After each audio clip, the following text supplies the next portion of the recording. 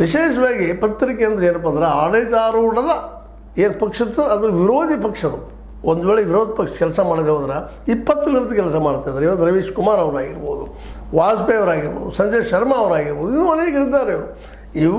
ಇವರ ಚಾನಲ್ಗಳನ್ನು ಬಂದ್ ಮಾಡೋದ್ರಿಂದ ನಿಮ್ಗೆ ಏನು ಲಾಭ ಇಲ್ಲ, ಇನ್ನೂ ಲಾಸ್ ಹಚ್ಚದ.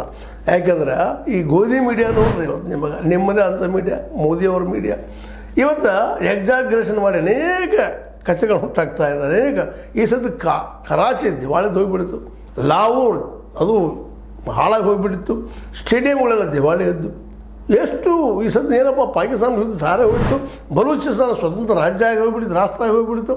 ಇಂಥ ಅನೇಕ ಸುದ್ದಿಗಳು ಸಾಧ್ಯನೇ ಇವು.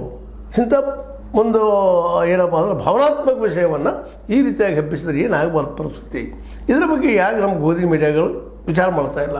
ಇವರು ಮಾಡುವಂಥ ಸುಳ್ಳು ಸುದ್ದಿಗಳಿಂದಾಗಿ, ರಚನೆ ಮಾಡುವಂಥ ಸುಳ್ಳು ಸುದ್ದಿಗಳಿಂದಾಗಿ ಅನೇಕರು ಬೆದರುವಂಥ ಸಂದರ್ಭ, ಅನೇಕ ಅಂತಾರಾಷ್ಟ್ರೀಯ ಮಟ್ಟದ ಸಹಿತ ಈ ವಿಷಯವಾಗಿ ವಿಶೇಷ ಅಂತಾರಾಷ್ಟ್ರೀಯ ಪತ್ರಕರ್ತರು ನಮ್ಮನ್ನು ನಗುವಂಥ ಪ್ರಸಂಗ ನಿರ್ಮಾಣ ಆಗ್ತಾ ಇದೆ ಅಂತ. ಯಾಕಂದ್ರೆ ವಾಸ್ತವವಾಗಿರೋದು ಬೇರೆ, ಅಲ್ಲಿ ಹೇಳುತ್ತಿರೋದು ಬೇರೆ ಅಂತ.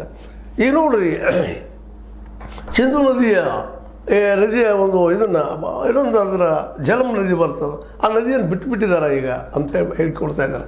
ಬಿಟ್ಟಿದ್ದಾರೋ ಇಲ್ಲೋ ಇನ್ನೂ ಪೂರ್ವವಾಗಿಲ್ಲ. ಅದರ ಪರವಾಗಿ ನಮ್ಮ ಸೈನಿಕ ಸಂಬಂಧಿಸಿದಂಥ ವಕ್ತಾರರು ಏನು ಹೇಳಿಕೆ ಕೊಟ್ಟಿಲ್ಲ.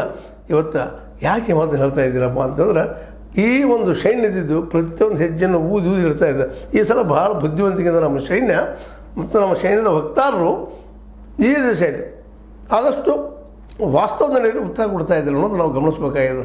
ಇಂಥ ಸಂದರ್ಭದಲ್ಲಿ ನಮಗೆ ಮನಸ್ಸಿಗೆ ಬಂದಂಥದ್ದು ಏನು ಹೇಳ್ತಾ ಹೋಗಿಬಿಟ್ರೆ ಅದರ ದುಷ್ಪರಿಣಾಮ ಯಾರ ಮೇಲೆ ಆಗ್ತದಪ್ಪ ಅಂದ್ರೆ ಸೈನ್ಯದ ಮೇಲೆ ಆಗ್ತದೆ. ಈಗ ನೋಡಿರಿ, ಲಾಹೋರ್ ನಮ್ಮ ಕೈಯಲ್ಲಿ ವಶ ಆಗ್ಯದ, ಅದ್ರ ಜೊತೆಗೆ ನಮ್ಮ ಕರಾಚಿ ವಶ ಆಗ್ಯದ, ಕರಾಚಿ ಬಂದ ಹೋಗಿಬಿಟ್ಟದ. ಏನು ಇವೆಲ್ಲ ಪೌರಕಲ್ಪಿತ ಕಥೆಗಳು ನಿಜವಾಗಿ ಆಗಿದಾವೆ. ಇದು ಒಂದನ್ನು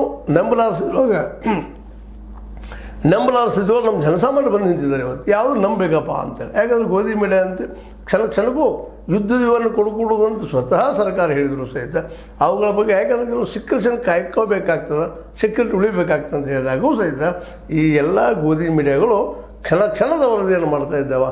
ತಾವು ಹೋಗಿ ಇಳಿದಿದ್ದಾರೆ, ನಾವು ಮಾಡ್ತಾ ಇದ್ದೀವಿ ಅನ್ನುವಂಥ ವರದಿಗಳು ಬರ್ತಾ ಇದ್ದಾವೆ. ಇವುಗಳನ್ನ ಅನೇಕ ಟೀಕೆಗಳು